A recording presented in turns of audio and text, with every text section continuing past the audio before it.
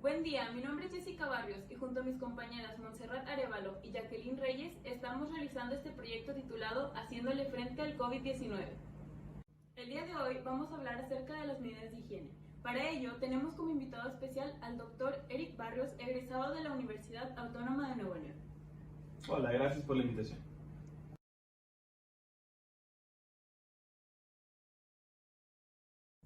Doctor, ¿nos podría dar una pequeña introducción del COVID-19? Claro, bueno, el COVID-19 como tal, COVID es Coronavirus Disease y el 19 es por el que se descubrió en 2019 en el área de Wuhan, en China.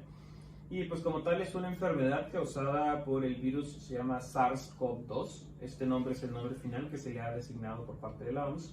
Inicialmente pues se llamaba coronavirus 19, etcétera, etcétera, pero el nombre final es SARS-CoV-2. La sintomatología es bien importante mencionar, el 80% de los pacientes pueden llegar a ser asintomáticos, es decir, que no tienen síntomas. Y del otro 20% vamos a ver que cerca de un 15% de los pacientes van a tener síntomas moderados aproximadamente, pueden ser similares a los de la influenza, que en el estado de influenza es un cuadro similar. Y otro 5% puede llegar a complicarse de manera muy importante.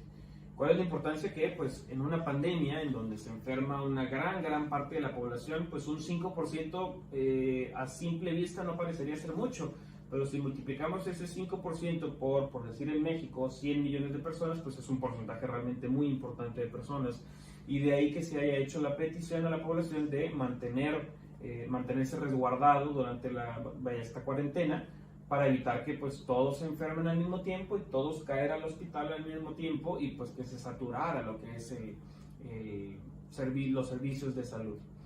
El diagnóstico como tal, pues generalmente la cuestión clínica es muy importante, es decir, si el paciente tiene todo el cuadro compatible con los síntomas pues, propios de COVID-19, pues se puede hacer el diagnóstico, pero de todos modos se requiere la confirmación en muchas ocasiones por laboratorio. Hay dos pruebas de laboratorio. Número uno está la prueba rápida, que esta nos habla de los anticuerpos que tiene una persona.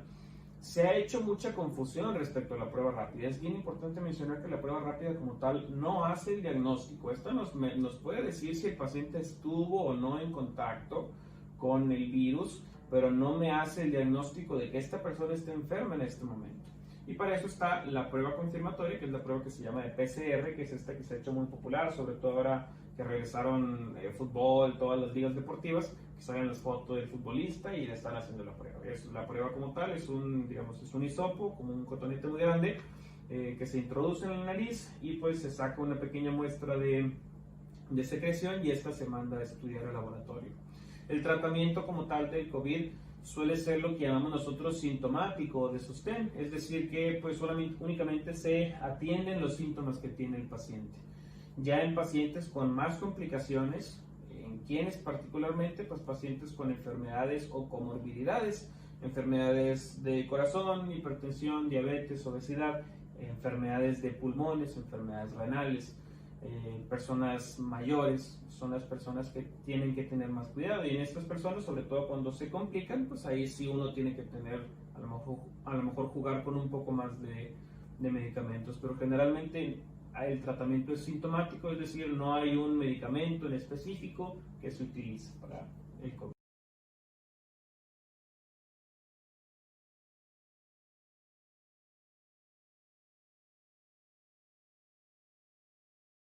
Para comenzar, doctor, ¿nos podría compartir algunos tips para evitar que se propague el COVID-19? Claro. Bueno, hay varios detalles que tenemos que mencionar. Los primeros dos puntos que son muy importantes, es algo que se ha mencionado a lo largo de toda la pandemia. Número uno, mantener una sana distancia entre personas. Esto está basado en el principio de que el virus puede viajar 1,50 m, digamos, en el espacio en el que estamos tú y yo. Entonces de ahí la recomendación de mantener esta distancia para que aun si yo estoy enfermo, el virus no alcance a la otra persona. Número dos, y es un punto también muy importante que ha sido muy controversial, que en un inicio se tenían dudas de si realmente tenía utilidad o no, pero que hoy en día se ha demostrado, según la misma OMS, que tiene efectividad, y es el uso del cubrebocas. Contrario a lo que pues, ciertos movimientos que se han hecho acerca de no utilizar el cubrebocas porque puede causar efectos adversos, que realmente pues no es el caso. Pues es importantísimo utilizar un cubrebocas porque pues me va a proteger a mí, es una barrera entre las secreciones de una persona y las secreciones de otra persona.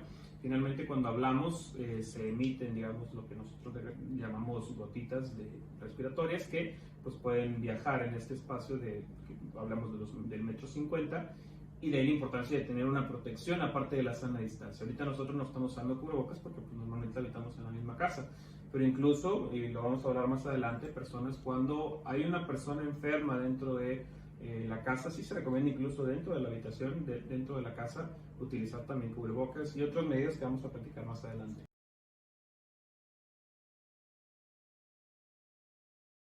Bueno, doctor, se ha hablado del lavado de manos y del uso de guantes. ¿Qué es lo correcto y qué otra medida se podría utilizar?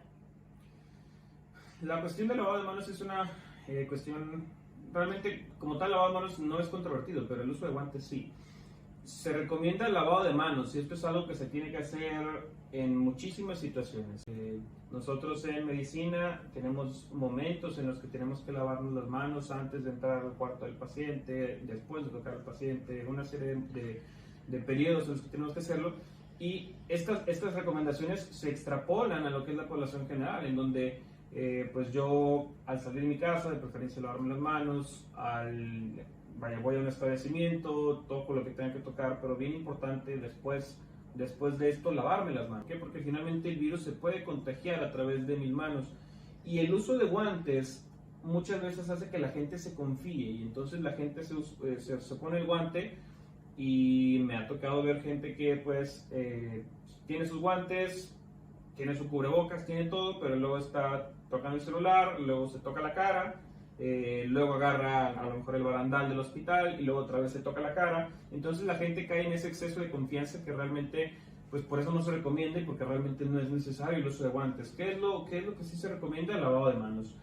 Toco el barandal de cualquier establecimiento público, lavarme las manos. Toco algún producto en un supermercado, lavarme las manos. Muchas veces no es posible, porque estamos a lo mejor en un establecimiento público, lavarse las manos, pero ahí es donde entra el uso de gel antibacterial. Entonces, como tal, los guantes se recomiendan, pues la realidad de las cosas es que no, se reservan para personal de salud que está en contacto constante con el virus en ambiente hospitalario. Y para el resto de la gente, pues bueno, entra solamente el hecho de lavado de manos, cuando es posible con agua y con jabón, y cuando no es posible con gel antibacterial. ¿Qué otras medidas? También lo que mencionamos. No tocarse la cara, no tocarse los ojos. Finalmente el virus, si está en una superficie, que más adelante vamos a ver, el virus puede sobrevivir en superficies durante mucho tiempo, y si el virus está en una superficie y yo toco esta superficie y después llevo la mano a mi cara, pues yo estoy llevando el virus de esta superficie hacia mi cara. Entonces esto no se recomienda, por eso pues de ahí la importancia de no estar tocando y agarrando los ojos, principalmente nariz y boca. Bien importante, cuando uno tose, estornuda, cualquiera de estos puntos, pues tratar de lo que llamamos nosotros el estornudo de etiqueta, que esto es no toser en la mano, porque si yo toso en mi mano y luego voy y te saludo, pues entonces yo también estoy llevando el virus de mi boca a mi mano y de mi mano a ti. Esto pues uno lo hace inconsciente, pero tú recibes mi saludo y después pues te rascas la cara, te tocas la frente, te tocas los ojos. Entonces, ¿qué es lo que se recomienda? Pues el estornudo de etiqueta, que es hacer esto. Yo si voy a estornudar, estornudo y me cubro de esta manera. Así entonces es muy difícil que pues de aquí yo vaya a tener contacto contigo. Y pues finalmente, y eso es un punto también bien importante, tenemos que recordar que el 80% de estos pacientes con COVID-19 van a ser asintomáticos, es decir, que no presentan síntomas. Pero, pues de todos modos, si uno siente malestar, pues ante la duda no hay duda. Realmente lo que hay que hacer es pues quedarse en casa. Si uno tiene tos, síntomas como gripales, fiebre, cualquiera de estos datos, pues puede ser que sea COVID, puede ser que no, pero ante la duda pues quedarse en casa.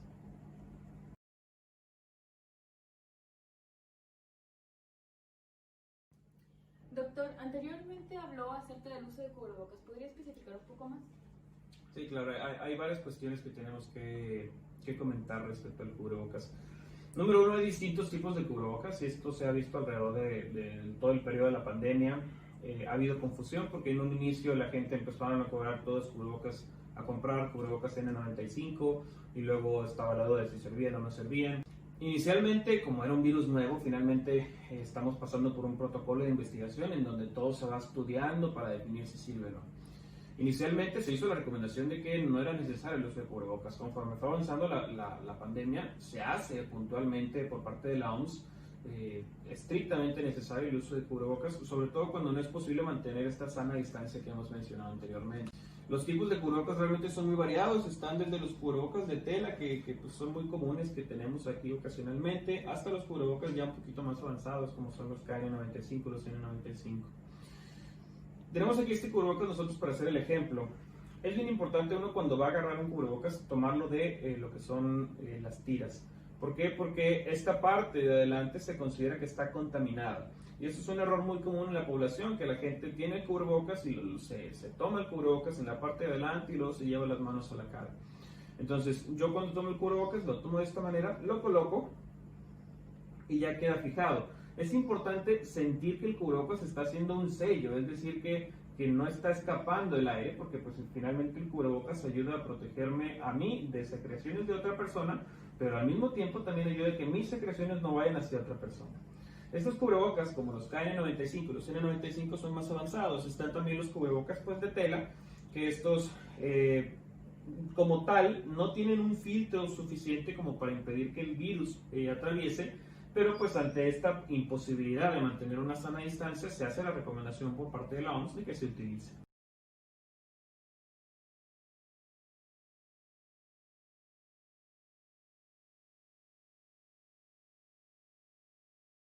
De acuerdo, a continuación hablaremos acerca de las medidas de higiene en el hogar y en la oficina. Claro, ahí primero es bien importante mencionar un punto, y es que si yo no tengo realmente una necesidad para salir, pues de preferencia no hacerlo. ¿Por qué? Porque finalmente, si yo salgo de mi casa y no guardo esta cuarentena que hemos recomendado, pues estoy exponiendo no solamente a mi persona, sino al resto de las personas que viven en mi casa. De tal forma que si yo voy a una fiesta, a una quinta, a cualquier lugar realmente fuera de la casa, pues corro el riesgo de enfermarme dentro de este lugar y traer el virus a mi casa. ¿Cuál es el problema? Que realmente personas con obesidad, personas con hipertensión, diabetes, personas de edad avanzada, son personas que se consideran de riesgo, y entonces si yo voy a una de estas fiestas, me contagio y luego llego a mi casa y contagio a mi abuelita, pues es muy posible que mi abuelita se complique de esta enfermedad.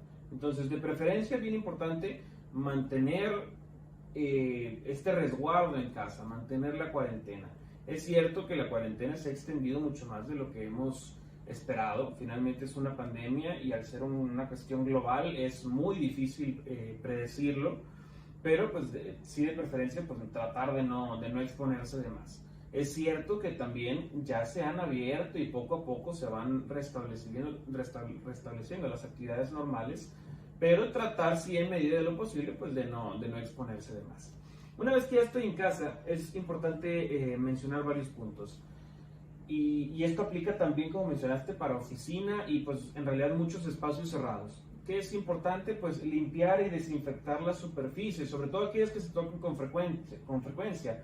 Lo que son las manijas de puertas, digamos, botones, por ejemplo, de controles, por ejemplo, los mismos celulares, todas las pantallas táctiles son, vaya, que uno está todo el tiempo tocándolo, pues es una superficie de alto riesgo de contagio. Asimismo, mesas donde uno come, los grifos de la llave, interruptores de luz, todos estos, pues realmente son lugares que pues si yo me contagié y que no sabía que estaba enfermo, pues los toco, y entonces son lugares en donde el virus puede permanecer pues suficiente tiempo para enfermarnos, ¿no? Que es importante también dentro de la desinfección de todas estas situaciones. Se ha hablado de mucho, si con agua, con jabón, con cloro, se puede hacer la recomendación de un poco de cloro dentro de agua y otras sustancias desinfectantes, principalmente a base de alcohol. Lo importante de esto es, con alguna de estas, limpiar ampliamente todos estos lugares para poder evitar que se contagie la gente dentro de la misma casa. Si yo por alguna razón me contagié, pues tratar de que no se propague dentro del hogar. y pues finalmente también tratar de ser precavidos, como son situaciones, digamos, electrónicas. Pues si yo tengo este electrónico, lo empapo, por ejemplo, lo rocío con Lysol, lo rocío con cloro, con estos cloros que venden así en spray, pues también puedo echar a perder el dispositivo. Entonces, en medida de lo posible, hacerlo con alguna toallita que esté con el desinfectante, limpiarlo ampliamente, asegurarse de que se está, digamos, limpiando sobre todo las superficies, como mencionamos, de mayor contacto, y pues tratar tampoco de echar a perder el dispositivo.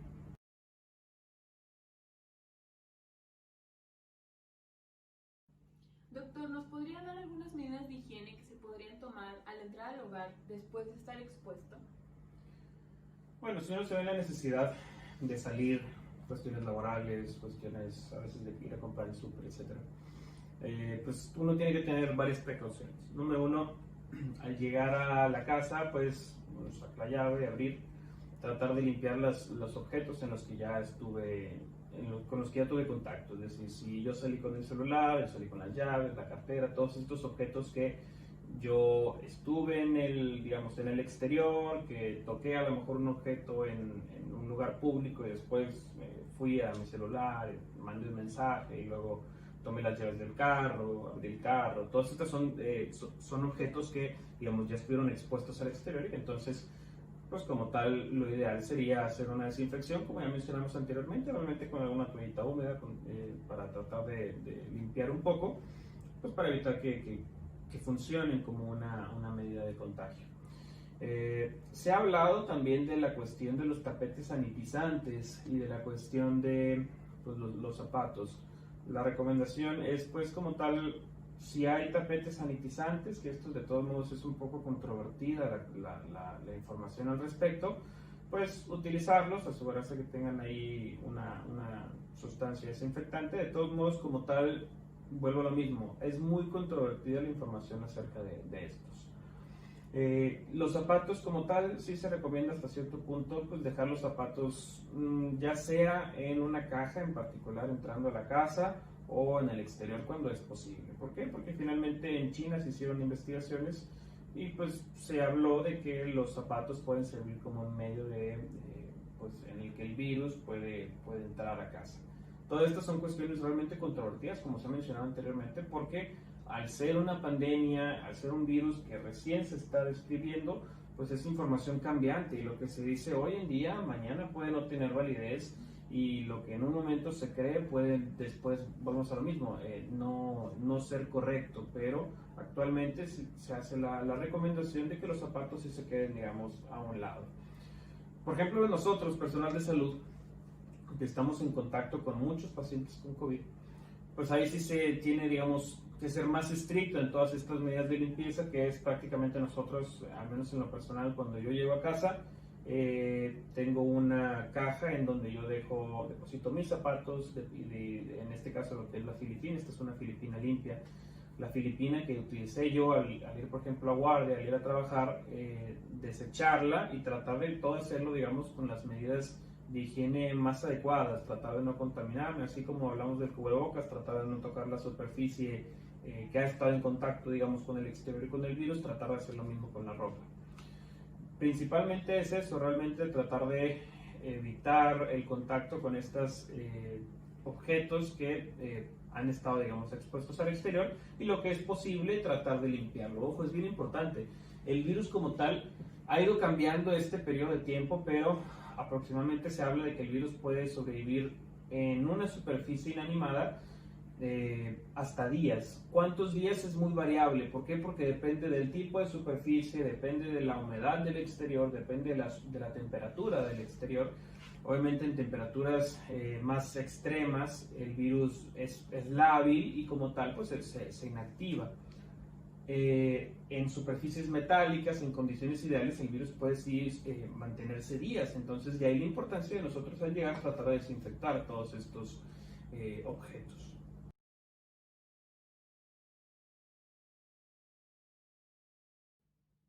Bueno, doctor, mencionó anteriormente ir al súper. ¿Nos podría compartir algunas medidas para la manipulación y preparación de los alimentos? Claro, ahí entran en detalle varias circunstancias. Y es que, pues bueno, cuando uno sale, va al súper, toma una lata de cualquier alimento, por decir.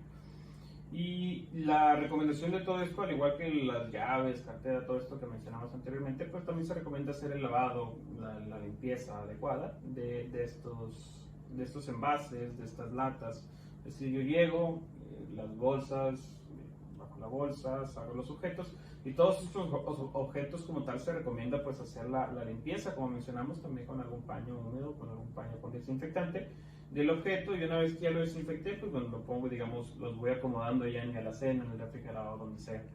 Retirar todos los envases, digamos, innecesarios, las bolsas, pues también entra un poquito ahí la cuestión de la ecología contra la cuestión de conservar la salud. Porque pues anteriormente pues era la cuestión de, bueno, pues oye, la bolsa, no tirarla, ahora pues entramos un poquito en juego en eso. Sacar, digamos, del envase los alimentos que sea posible, limpiar los productos, como mencionamos, enlatados, siempre y cuando, pues, vaya, sobre todo lo que mencionamos, que el metal puede, digamos, mantener un poquito más la vida del virus.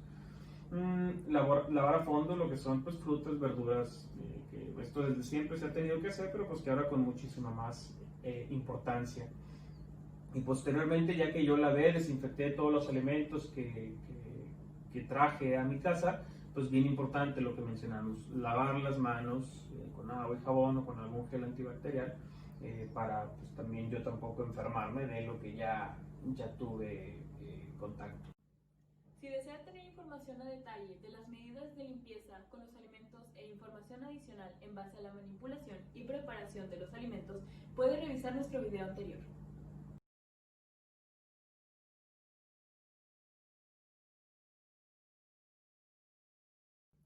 Doctor, y en caso de que dentro del hogar se encuentren pacientes con coronavirus o con síntomas leves, ¿nos podría compartir algunas recomendaciones domiciliarias?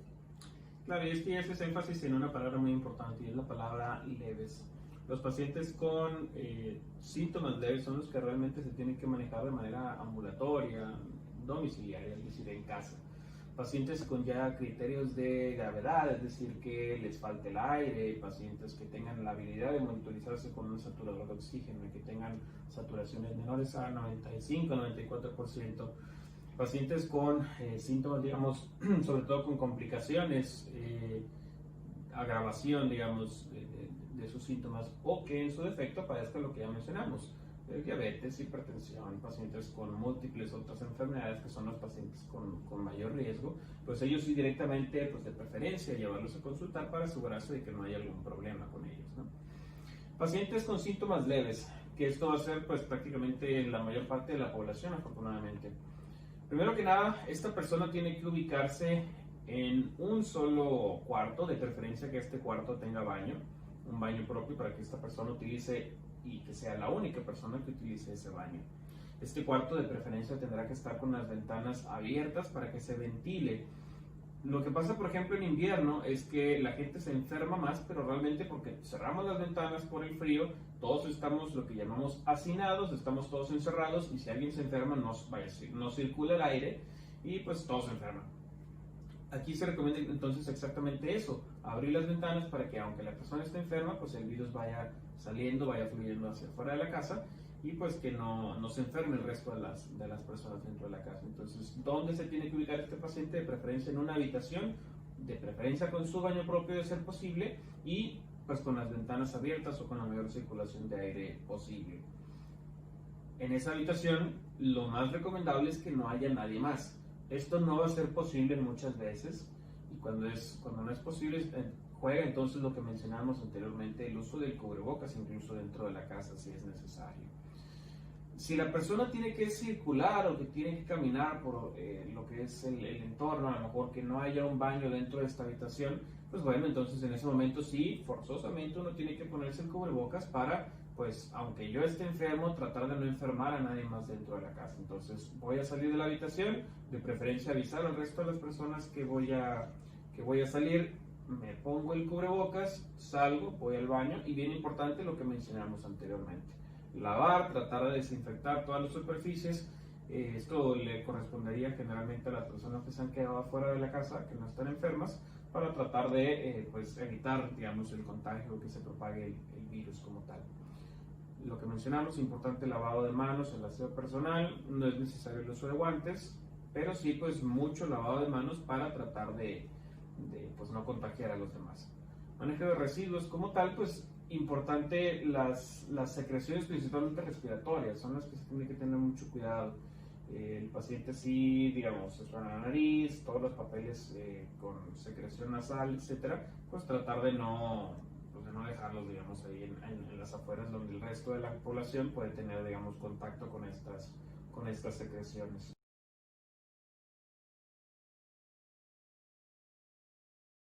Doctor, ya para finalizar, ¿nos podría aclarar algunos de los mitos más comunes del COVID-19 que se encuentran en la sociedad? Hay bastante. El número uno, lo que ya mencionamos, el uso de guantes, realmente no es necesario. El uso correcto de guantes pudiera sí ayudar a prevenir lo que es el COVID, pero pues esto sería gastar guantes de manera excesiva. Realmente no es necesario siempre y cuando uno se esté lavando las manos adecuadamente. También, por ejemplo, la cuestión del cubrebocas, es importantísimo usar cubrebocas, contrario a lo que se ha mencionado. Se han hecho aparentes investigaciones en donde pues, se menciona que el cubrebocas causa una mala oxigenación y entonces las personas pueden tener problemas. En quienes sí no se recomienda el uso de cubrebocas es en niños muy pequeños, que ellos pues realmente se obstruye lo que es su respiración y que pues muchas veces ni siquiera es necesario. Es una recomendación como tal de la Academia Americana de Pediatría. Y asimismo, pues, personas que realmente tengan razones médicas, pero realmente son muy restringidas, para el resto de la población es importantísimo el uso de cubrebocas. Errores con el desinfectante de manos, por ejemplo, es importante mencionar que como tal no es nada más me echo el gel antibacterial, hago estos movimientos 2 veces y ya estoy, digamos, limpio, ¿no? Saber, y que lo mencionarán de manera adecuada, la técnica correcta de lavado de manos, tratar de hacerlo con el tiempo adecuado. Esto depende de si se hace con agua o jabón, que tiene que ser de 40 a 60 segundos, o de 20 a 30 segundos con alguna solución desinfectante a base de alcohol. Como tal, estos son, digamos, errores muy frecuentes en la población y que pues uno cae, digamos, en esta exceso de confianza de, bueno, ya me eché gel antibacterial, ya no tengo problema, cuando la realidad no es así. Importante mencionarlo, no solamente es a través de secreciones respiratorias, sino lo que, como ya lo hemos mencionado a lo largo de toda la plática, por superficies que también estas pueden transmitir el virus como tal. Importante, y a nosotros personal de salud nos pasa bastante, el estarse lavando tanto las manos, que eso en realidad tendría que haberse hecho desde muchísimo antes. Realmente la pandemia ha venido a pues enseñarnos que hay muchas cosas que se tenían que hacer y que no se hacían, pero dentro de todo esto viene que al lavarse uno tanto las manos pues puede causar, digamos, cierta irritación, sobre todo jabones a base de alcohol o jabones muy agresivos que pueden dañar un poco la piel. Es importante pues realmente nada más humectar, puede ser con cualquier crema humectante. Hay algunas que pues son especiales para manos resecas, para piel reseca, y bueno, esto nos puede ayudar un poco. Esto después de que ya me haya lavado por supuesto. Mencionamos, no es necesario el uso de guantes. Un mito bien frecuente es, ya me dio COVID, entonces ya puedo salir, ya puedo irme a una fiesta, no pasa nada. Esto es un mito. La información actual dice que una persona que le da COVID, sí se genera cierta inmunidad, y de ahí que se le haya pedido, digamos, a ciertas personas que pues que si tienen anticuerpos, que se utilice para donar, digamos, plasma, y que esto pues ayude a la gente a sobrevivir el COVID.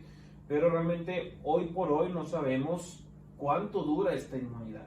Se ha hablado desde meses, 2 a 3 meses, se ha hablado de que pudiera durar más, pero como es un virus nuevo y recientemente está en investigación, pues realmente no hay información confiable para poder decir la inmunidad dura para toda la vida. ¿Por qué? Porque realmente el virus se descubrió hace apenas un año y medio. Entonces, con esto es bien importante mencionar y hacer mucho énfasis en que si ya te dio COVID, pues disminuye la posibilidad de que te den las primeras semanas o los primeros meses, pero no excluye y no hace a una persona completamente inmune como para que se confíe y que entonces ya salga, porque pues realmente no es así. Otro mito muy común es que, oye, bueno, pues es que, y esto nos toca a nosotros verlo en los hospitales bastante, llega la persona, no, pues es que tengo fiebre o no tengo síntomas. entonces no tengo COVID. No, es bien importante mencionar, es una infección como tal que da síntomas en el menor porcentaje. Hablamos de que hasta un 80% de los pacientes van a ser asintomáticos, es decir, que no generan síntomas. Y al no generar síntomas, la persona pues como tal, pues tiene el virus, pero no da, digamos, una impresión de que lo tenga. Entonces, personas que a lo mejor van a operarse por una cuestión programada, que ya tenían pensado desde hace mucho, se sorprenden y dicen, doctor, pero es que yo no tengo síntomas de COVID, ¿por qué me está diciendo que tengo COVID?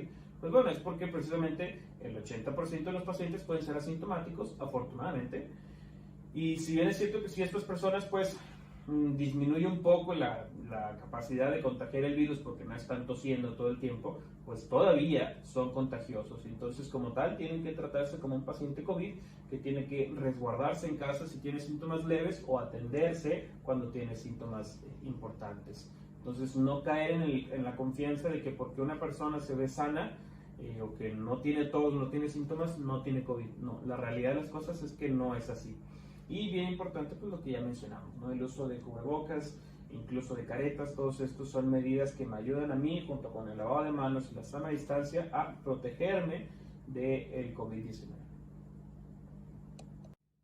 Doctor, le agradezco demasiado la información que nos compartió el día de hoy. Muchísimas gracias por la invitación, espero que les haya sido de ayuda. Y pues los invito también a todos a las recomendaciones que ya hicimos y también a informarse bastante, a tratar de informarse sobre todo de fuentes actualizadas, que sean verídicas, para tratar de no tampoco caer en estas fake news, en toda esta desinformación que a veces pues termina perjudicando a la sociedad. Y pues bueno, cuídense mucho, mantengan su sana distancia, mantengan su cuarentena de ser posible y pues muchas gracias.